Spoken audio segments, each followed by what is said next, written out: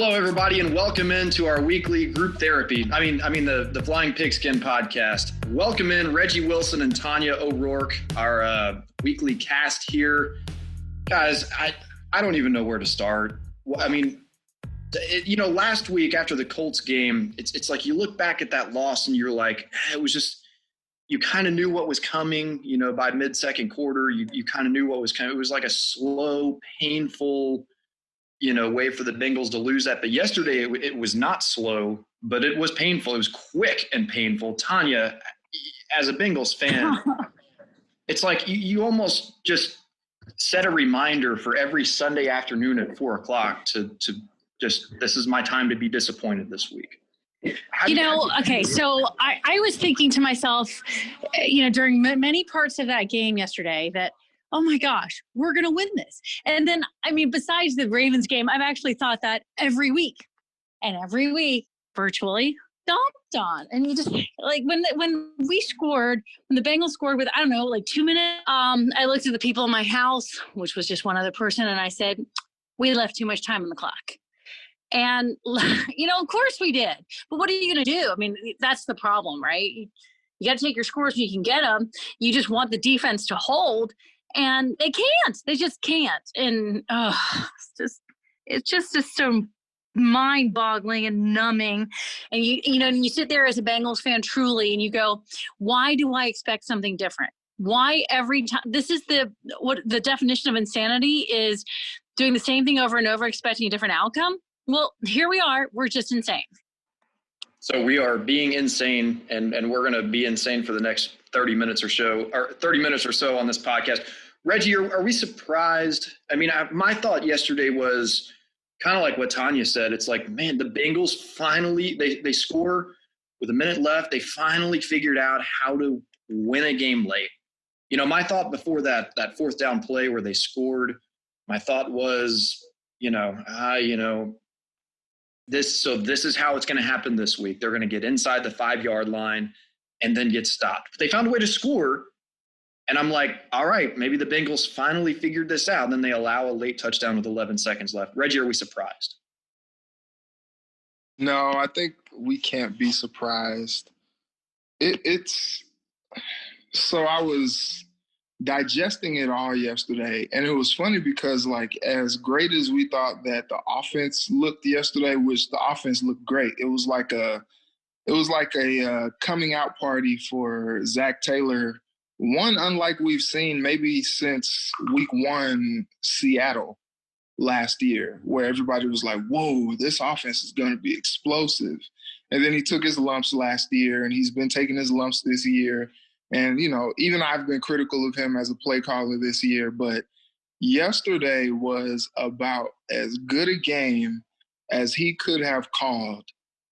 For them not to have punted, Kevin Huber just, chilling, icing his calves. And it was just like the fact that Baker Mayfield had 22 straight completions after looking terrible in that first quarter was, as Tanya has told me several times, it is the epitome of following a Bengals team. All right, we got plenty to talk about here. Obviously, we're going to hit on Carlos Dunlap. Oh, dear. Obviously, that's going to be a talking point, employee 96. But I want to talk about the play that I just brought up a second ago, that 4th and 1. And Reggie, you mentioned the play calling from Zach Taylor. Your thought, I want to know your thought, Reggie, not when Gio crossed the goal line, but when they snap the ball and you see the ball leave Burrow's hand. You realize it's not a quarterback sneak. It's not a dive play. We're flipping this thing out and trying to score on the outside here on a flip pass. What was your thought when you saw Burrow flip the ball out?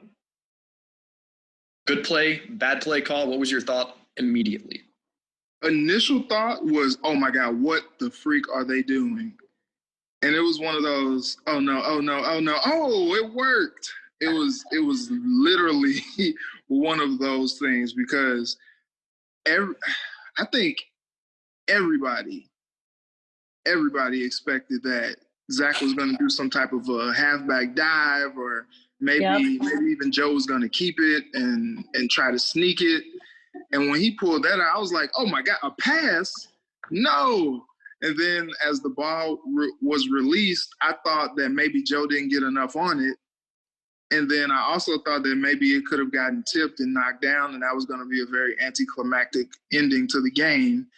But then when Gio caught it and he fell to the ground and I realized that he did not drop the ball, I was very, very pleasantly surprised. But then, like Tanya said, I was just like, dang, it's like a minute and some change left on this clock. Well, and your thought there was exactly the same as my thought. Mine too.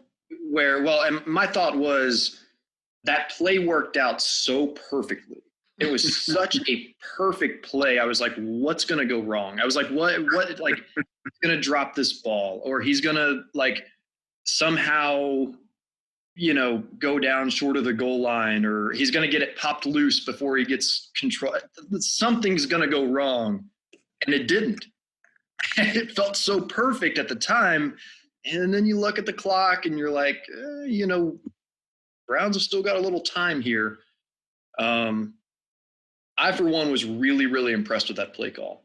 The motion before the motion beforehand to, find out what kind of defensive set the Browns were in, and the confidence to go down there and make that play call. And I keep going back to it over and over. I tweeted at both of you guys yesterday, but Joe Burrow's control of the offense and control of the game as a whole, absolutely incredible for a rookie who didn't have a preseason. And we'll probably say that every week. Hopefully we do say that every week on this podcast, but his control of the offense and control of the game as a whole, incredible for a rookie. He's a joy to watch. He is a joy and a pleasure to watch.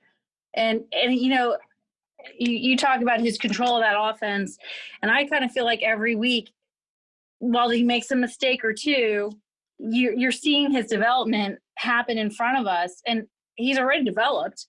To see him just kind of become this, he already was confident, but even more confident all the time. That play in and of itself, like, I thought it was a brilliant call once it was over and it was good.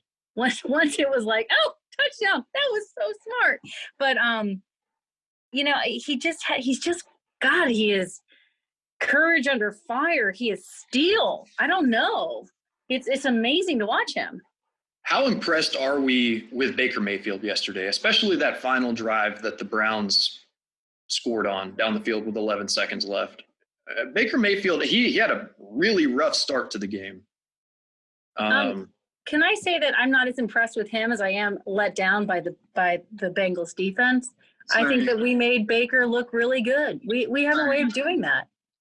What was the difference, though, from the beginning of the game? Baker Mayfield started 0 for 5 in the game, and then he just turned into, he set the world on fire after that.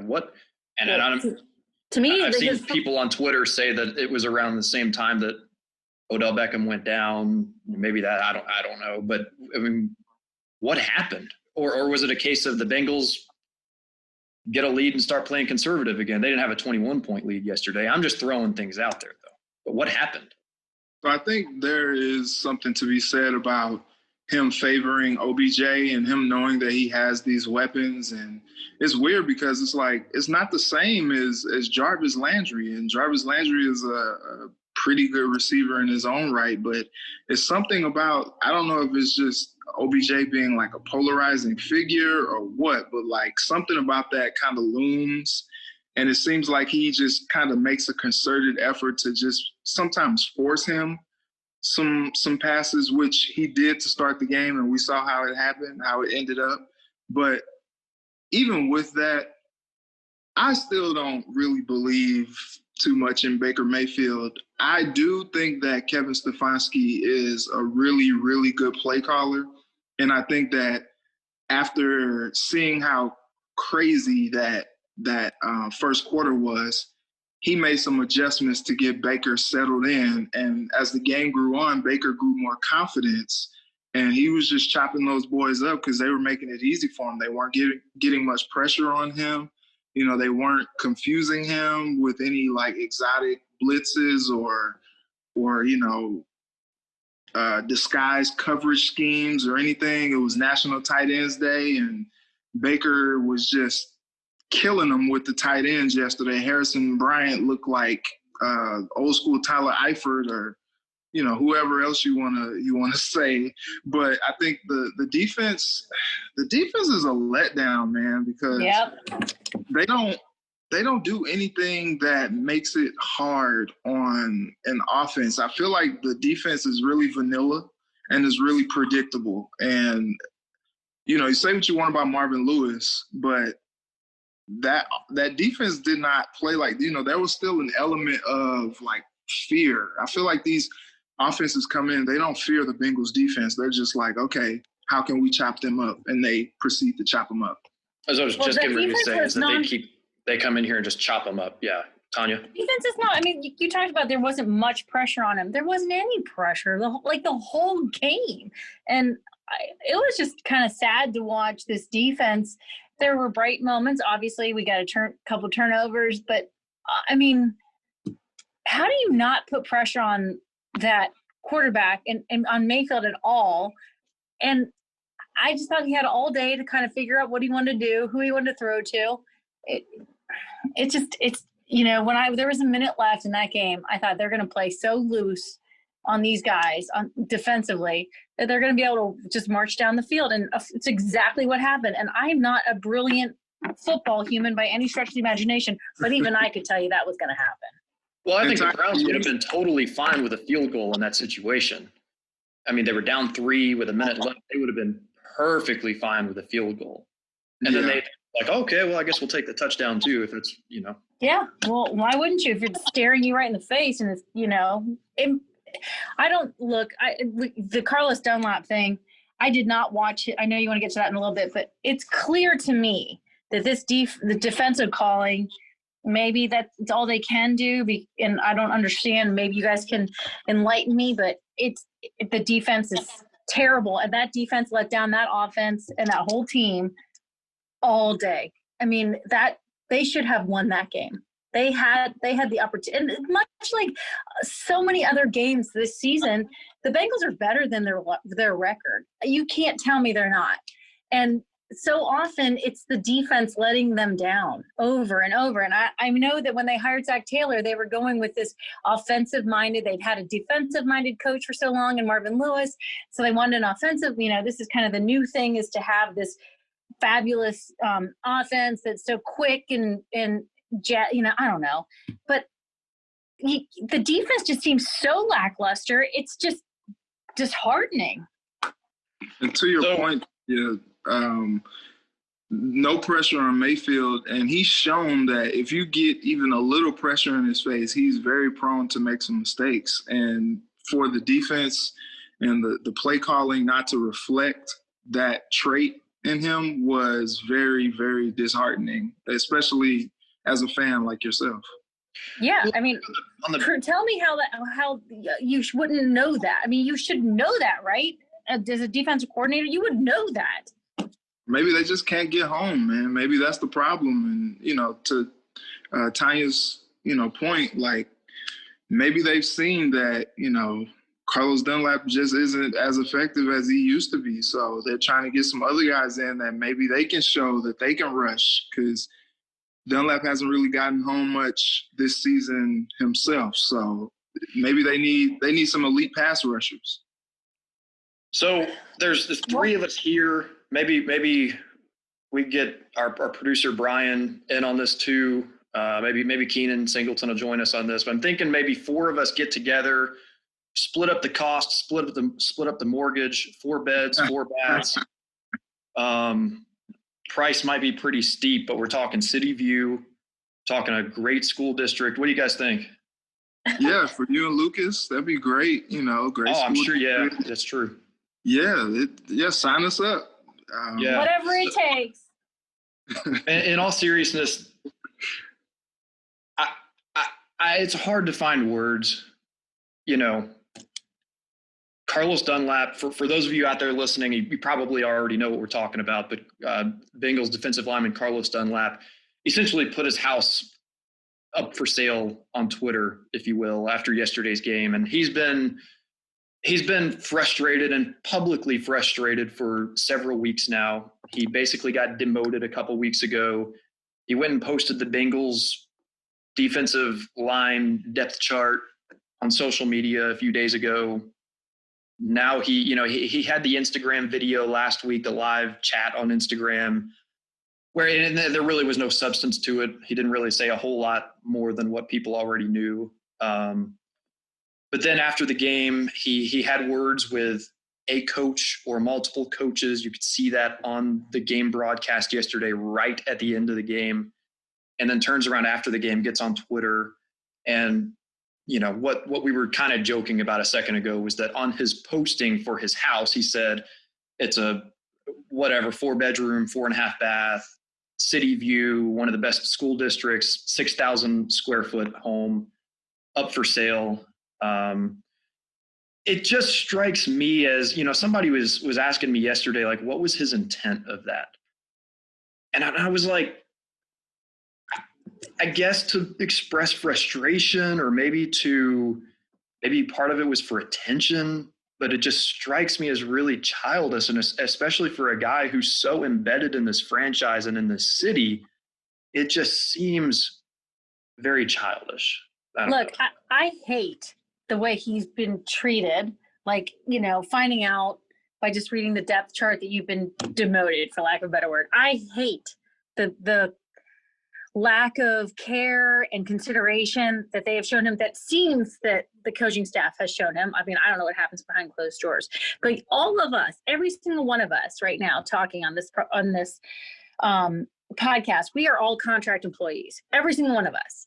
We just like him, we get a contract and we have to perform, or they don't renew us, or they don't give us more money, or whatever it is, so we are contract employees, much like him. And I guess I just wonder, if I went on a rampage like that publicly in my job, would I expect another TV station to want to hire me? I wouldn't. And when I've seen other people do it, it's rare, but when I've seen like former colleagues just vent themselves on social media just to make them feel good for 5 minutes, and they get some, back slaps, and then when they walk away, people go, oh my gosh. I think, what did they do for themselves professionally? And maybe he doesn't care, because how many years in is he? 11, 8? Carlos Dunlap, anyway, when you're vested at a certain point in the NFL, you've got a great retirement, the whole deal. He's made lots of money. He's got a humongous contract. So maybe he just doesn't care. But I just feel like you're better than this, Carlos. You are better than this. And I know you're mad and I know you're frustrated, but be the class act that you would want others to be. I don't know that you would. I just think that you got to project the right image, even if you're so frustrated you can't stand it. I don't want to give you the wrong number, but yes, he is in his 11th season. His first season in the NFL was 2010. And of course, he's been with Cincinnati his entire NFL career. Yeah, and I hate that's obviously coming to a terrible end.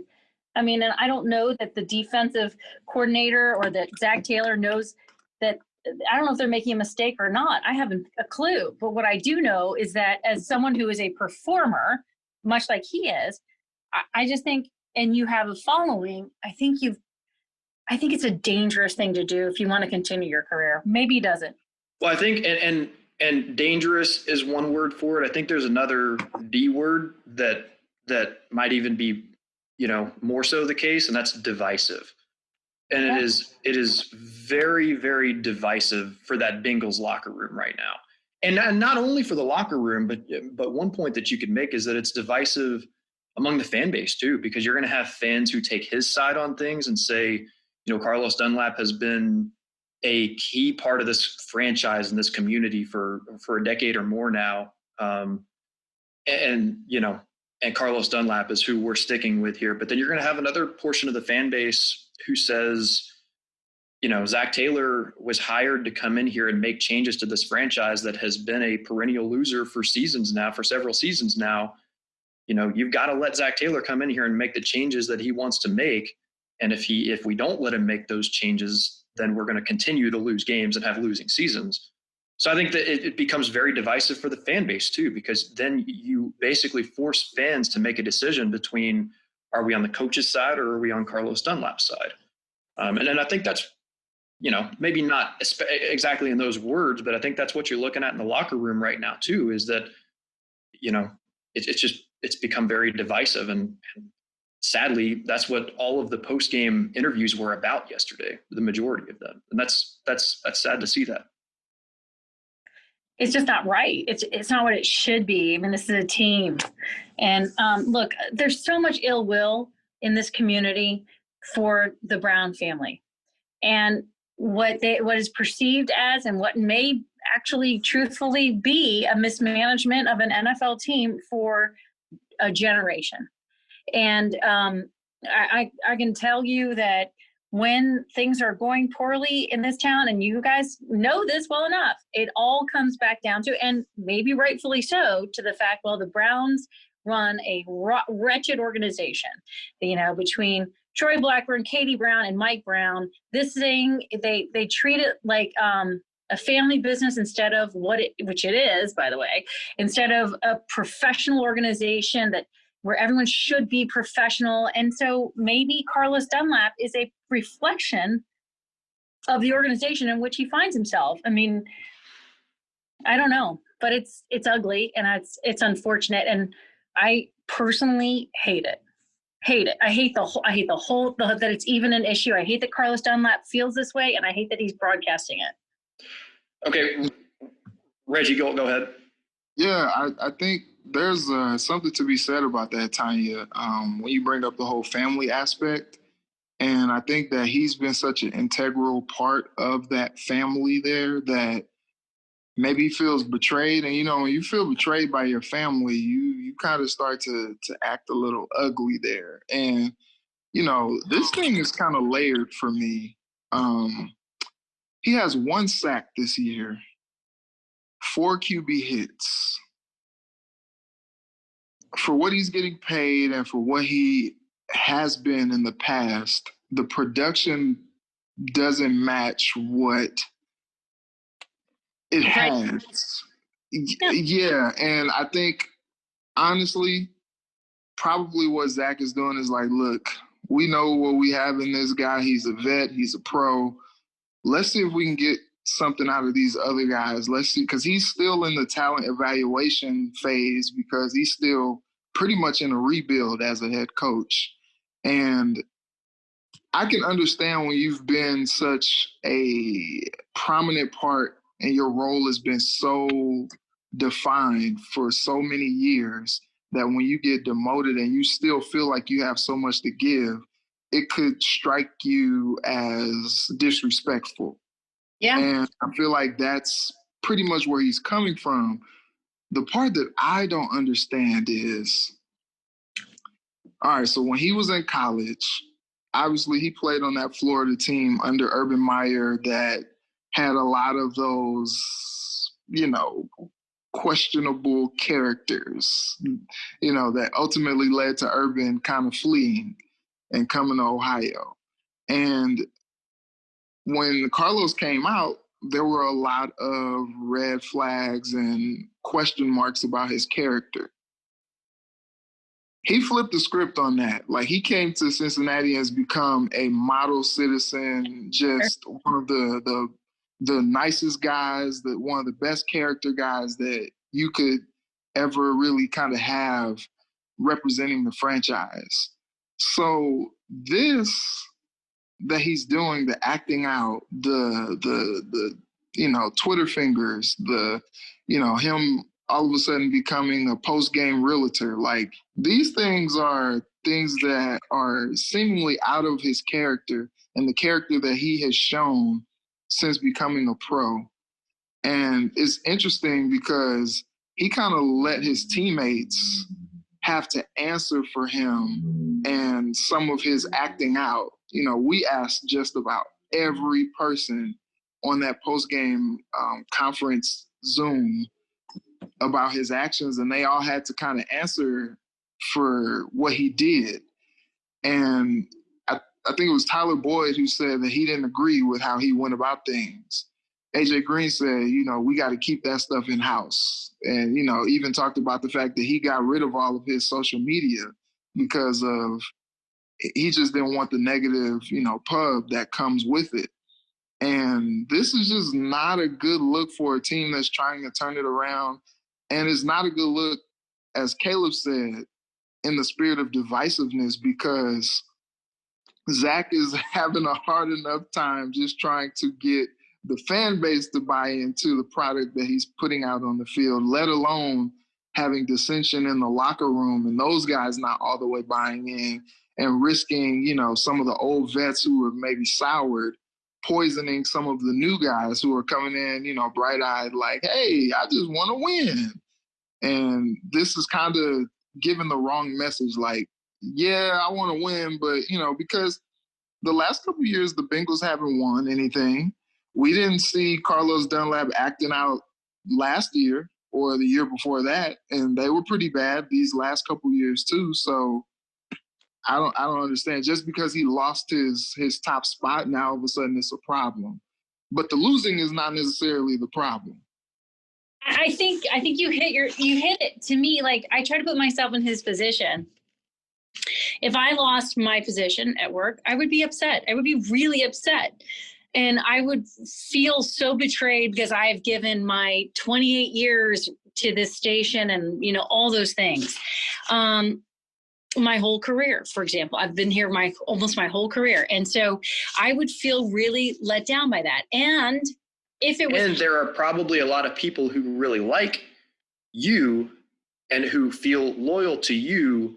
Right. As an anchor. And I'm not, I'm just saying there's a lot of people who would take your side on that out there in the community too. And right. I think that's part of what Carlos Dunlap is playing toward right now. Oh, absolutely. I mean, he's not a dumb man. He knows he's got an audience and he's got a large groundswell of people who will support him.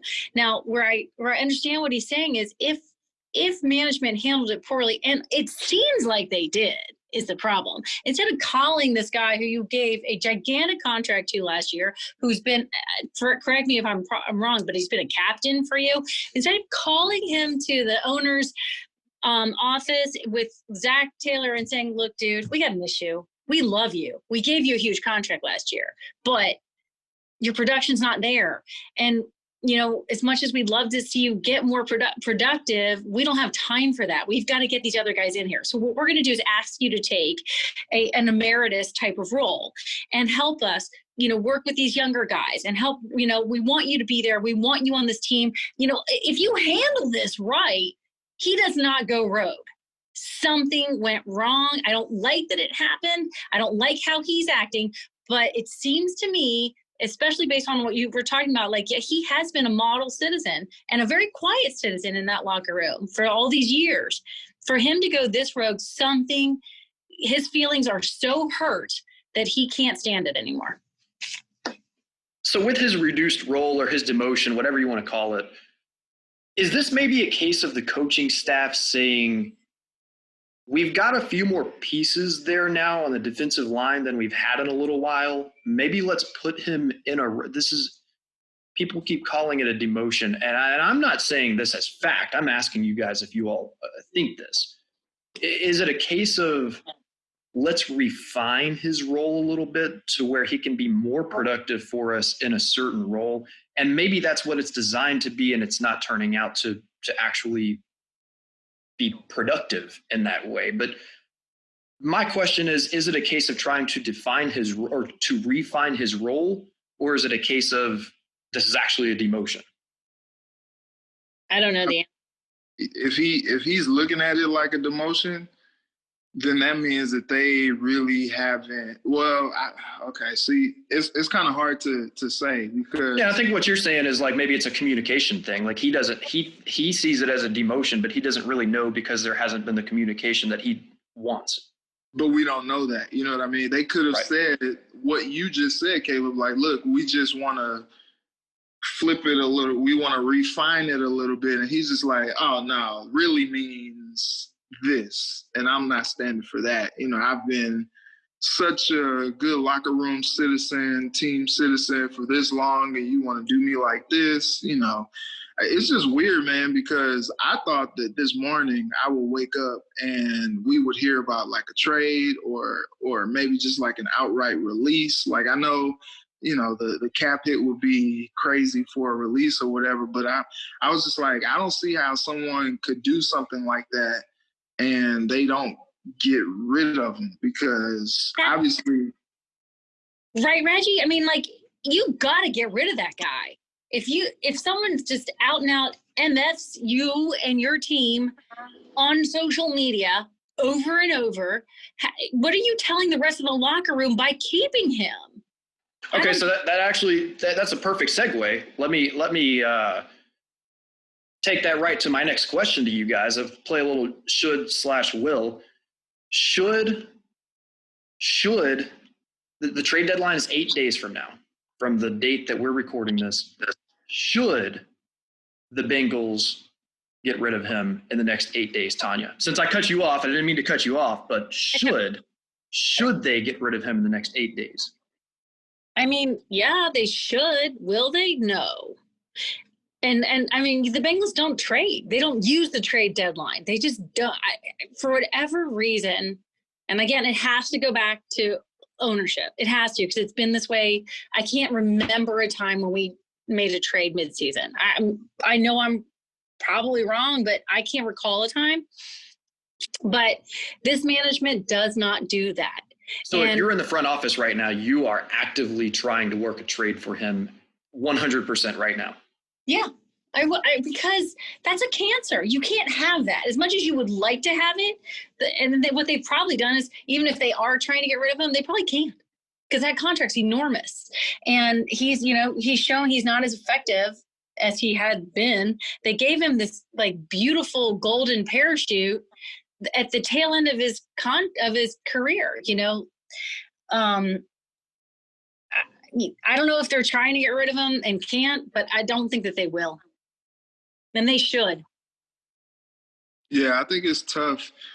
Like Tanya said, I don't think they've not really shown a penchant to deal players in season, or, you know, haven't been a whole lot of trades with the Bengals in recent years anyway.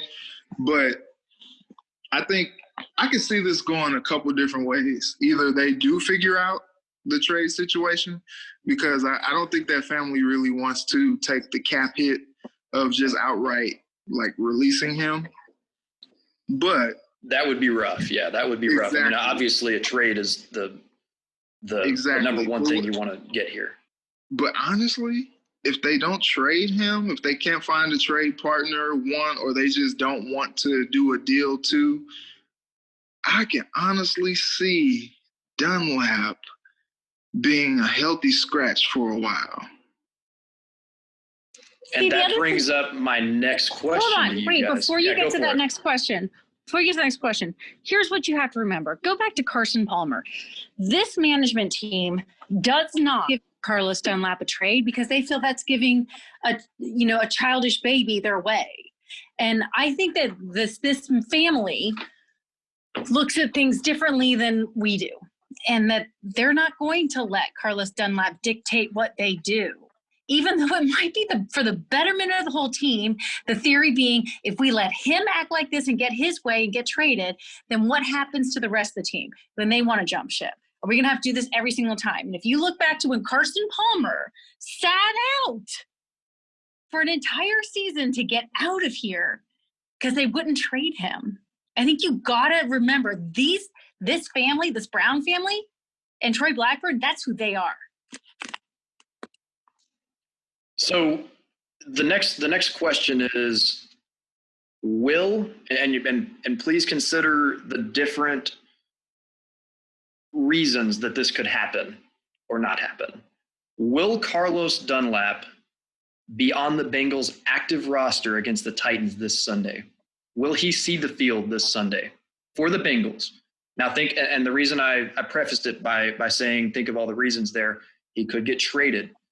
He could be a healthy scratch, like Reggie said. He could be an injured scratch or whatever that injury might be. Will he see the field or be on the Bengals active roster this coming Sunday? I say yes, because with his production this year, I could see if he was like lighting it up a little bit and he was disgruntled, but like the fact that he hasn't really contributed too much meaningful play, I don't know what they would get back for him in a trade. And I don't know who would necessarily want to give up anything for him that may see him as playing a prominent role for their team. It'd have to be like someone with a crazy injury to their, defensive front that may just say like, oh, he's a vet, we'll take him. But at this point, the Bengals might think about moving him over to the offensive line because they're pretty low in that category right now too. They're like, yeah, go over there and take your beat. Take that. But I think I don't think he sees the field on Sunday. Not because of a trade, but I don't think he is. You don't think he sees the field? Do you think he's on the active roster? No, I don't think he's active. Really? I just can't see it, man. Like he's acted out like crazily at this point, to the point where, you had Tyler Boyd going on his Instagram calling what he was doing some sucker stuff. And, Joe Mixon, the instigator in chief, he's not even playing. He's like, let me get that house, bro. And, it's like, come on, this is a circus at this point. And I think for Zach Taylor, if he really wants to, show like, look, this is my team, this is what we're doing now, we're not doing that, I'm not rewarding that type of behavior. To the bench you go, my guy. We got guys who really want to be out there playing that we're having to healthy scratch, a la John Ross. And, you're out here acting out and you think that I'm going to put you on the field? No. Okay. I think that's the message. Okay, here's the thing. I'll make you a little bit of a bet. We're going to find out whose team this really is. Is this Mike Brown or is this the coach's team? Because if it's a coach's team, as you predict, he's not on the field or he's not active. Either one, right? But if it's Mike Brown's team, I hasten to bet he's on the field. He's on the sidelines. He's in uniform, because he's not going to pay a guy who's healthy to sit his butt down. Oh, see that? Now that is, and you have much more knowledge of the Brown family than Caleb and I do, because you've been here longer. That's a very good point. Well, and let's ask our listeners to let us know what they think, because I guarantee you they'll agree that if this is Zach Taylor's team, there's no way Carlos Dunlap is on that field. But if it is not, if this is still Mike Brown's team to run and he is running it from that front office, he is not going to pay a guy to sit who is perfectly healthy. I mean, you heard it first. Any listeners out there, hop in Tanya's mentions right now and let her know. We want all of you to hop in her mentions right now. Tag her at Tanya. What's your Twitter? Is it just Tanya O'Rourke? Yeah, it's just at Tanya O'Rourke. And hop in my mentions. Sounds a little odd, but okay. Yeah, don't slide in the DMs. Just hop in the mentions and tell her what's up. But I think, of course, as always, you can tweet at @flying_pigskin also. And I think what's interesting with Tanya's point is when Zach Taylor was hired, some of what I heard from fans and just some chatter, around the team was that Mike Brown didn't want to hire too dominant of a personality because it's his team and he wants to make sure that he can still do what it is that he wants to do, and there's no strife with the head coach about moves being made. So you make a very, very good point. I want to hear what people have to say. I'm telling you, right, Richie. I heard the same thing. It's true that he wasn't going to hire some, seasoned veteran who was going to come in here and say, I'm not coming here unless I run this team and this is how it's going to go. Mm-hmm. I think Zach Taylor's a nice guy, but He didn't come in with like that Any I can leverage. figure, you know, so much. No, nothing. Like, thank you so much for making me a head coach. It's like you should just be glad to be here. I'm pulling the strings. Just, you know, you go ahead and coach them up, but I got this other stuff. Is Carlos Dunlap with the Bengals at the end of the season, at the end of this season, or after the trade deadline? Do they get rid of him by this coming Tuesday? I asked you about the Titans game, but they could still trade him Monday or Tuesday of next week. Is he still with the Bengals by the end of this season? With the context that Tanya gave now, I'm doubting that anything happens other than him just continuing forth in this reduced role. That's probably about it until the end of the season, and then maybe peace out. Okay, so with that said, does this ship sink even, and I don't mean the Bengals as a team, but I mean the Carlos Dunlap ship when it comes to this divisiveness among the team and everything? Does this continue to get worse and worse? Does this divisiveness get worse and worse? No, because I think you still have guys on the team who understand what it is, and I think there are enough guys now there that are in the majority of being a Zach guy than Dunlap, who may not be a Zach guy. I think, you know, listening to those guys yesterday, you know, AJ has bought into what Taylor's doing.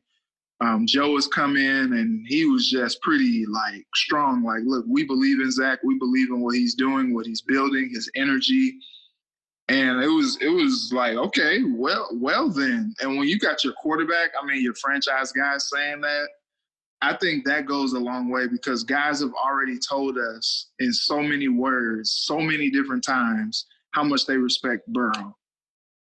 Yeah, he's their leader already. You know That's who great. had probably the strongest words of all, I think you could argue, yesterday in post-game press conferences, was Giovanni Bernard.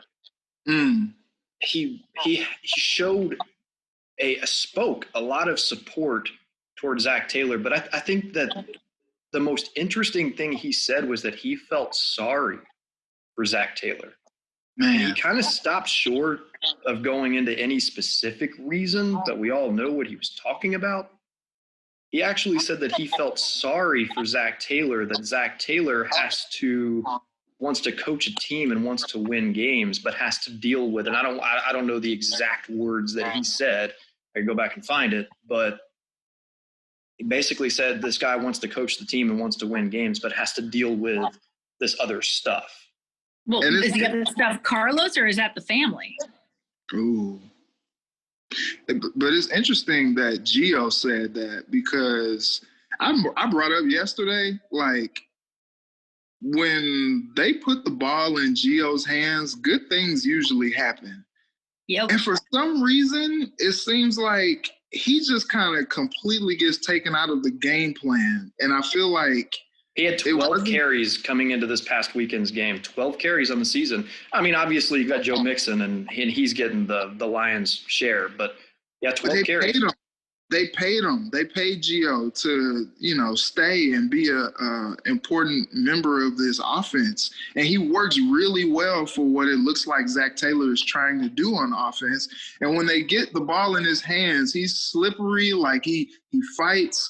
I think someone brought up yesterday on Twitter, it's like Dan Horst says something about like he moves like a Maserati, but he comes at you like a van or something like that. Like he just keeps it going. And he always, like, it seems like he's always falling forward. He always makes a lot of positive plays. And like, he almost made the game winning play yesterday with that touchdown.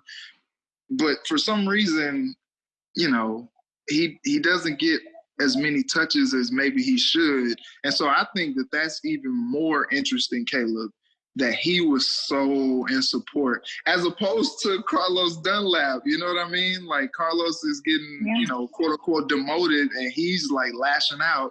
Gio, limited carries, limited touches, and he's defending the guy. Moves like our It makes me, Maserati after comes hearing at you you like talk a van. about this, What'd you say, Tanya? after hearing you guys talk about how the team is reacting, it makes me think that, you know, in the Carlos Dunlap situation, that change is hard, you know, and when you're on the side of change in an organization that is not the winning side, so to speak, it's really hard. And my heart breaks for him a little bit, but maybe I'm all wrong. And maybe what we've got here is that this is Zach Taylor's vision and Carlos Dunlap doesn't fit in it. But can I just say one thing? Like, I love seeing Gio out there and I love watching Tyler Boyd. I think he is so underrated. It's unbelievable. He's a stud. Is this a case plays. Is this a case of Zach Taylor's guys versus Marvin's guys? I don't know.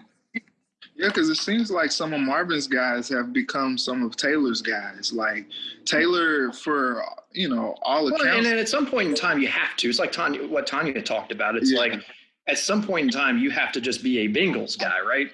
Right. I don't know. I mean, that's what I think, at least, right? And Taylor seems to be a coach that is, a player-friendly coach. And, he has all this positive energy. The guy's just never really down. Although yesterday, after the game, was as close to, like, emotional, I think, as I've seen Coach Taylor in a while. Because yesterday he was saying, like, we should be winning these games. And there's a lot of emotion coming from the locker room, which is valid. He was like, and we should be doing better. We should be winning these games, but we just don't.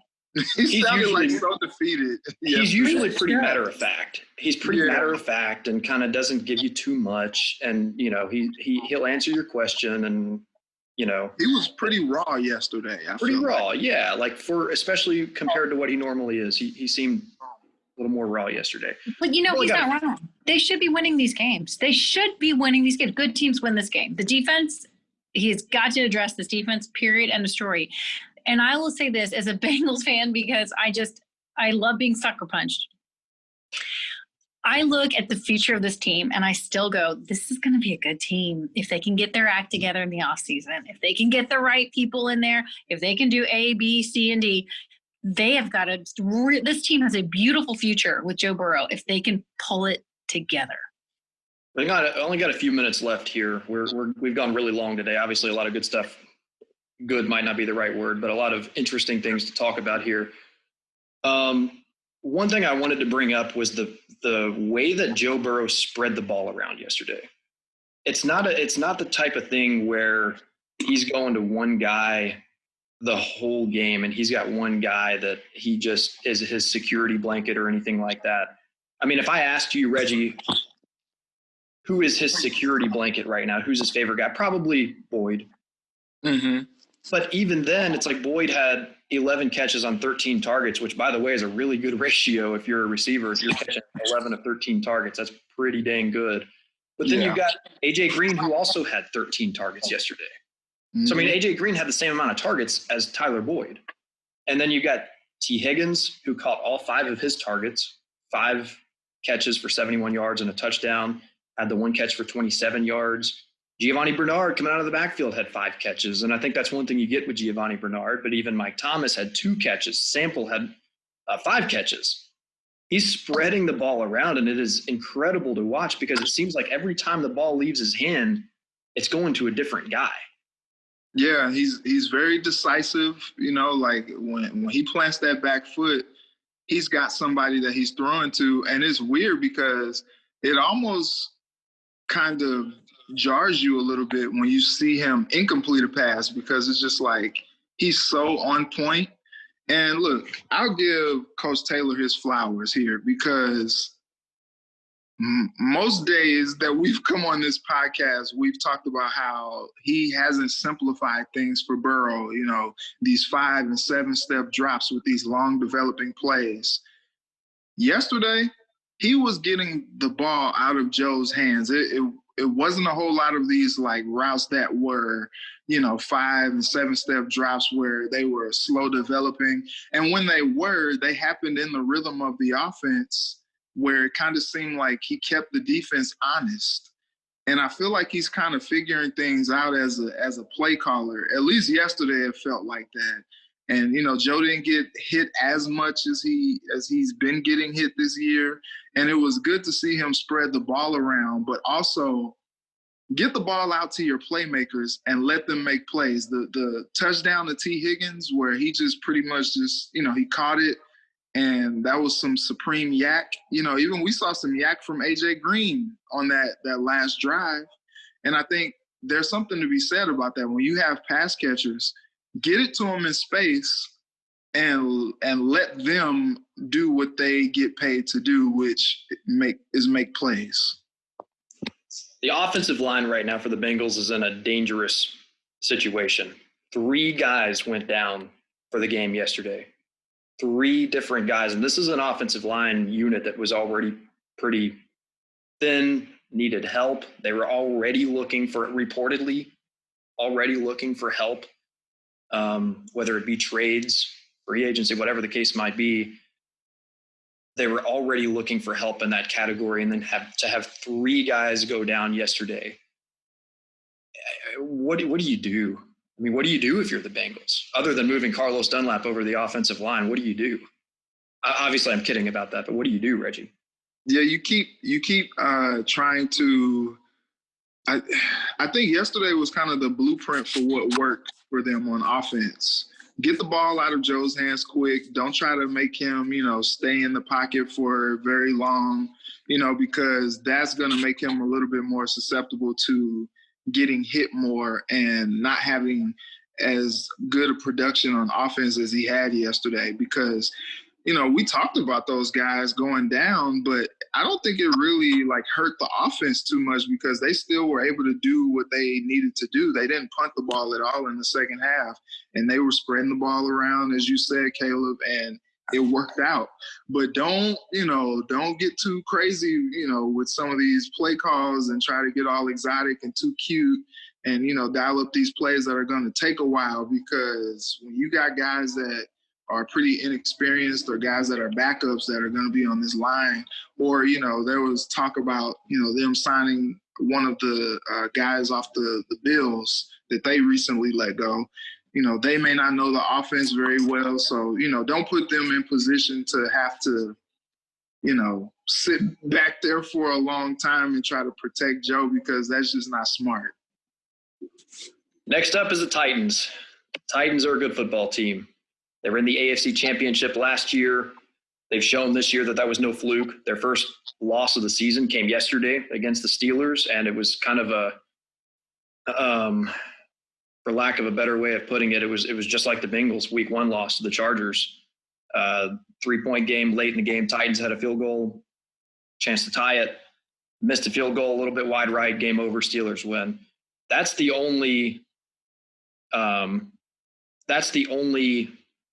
loss of the season for the Titans. Reggie, is it possible that the Bengals can compete with the Titans and slow down that unbelievable rushing game from them? You know, it's tough because when the Browns ran it yesterday, they didn't run it as much as they did in the first game, but when they ran the ball yesterday, it was still pretty positive as far as yardage goes. Derrick Henry is coming off a game where he was pretty much bottled up by the Steelers on Sunday, and the Bengals haven't really shown a penchant to be able to stop the run that well. So I am afraid for these guys with Derrick Henry coming at them with the head of steam, because they're going to pound it at the Bengals and they're going to force them to try to stop it.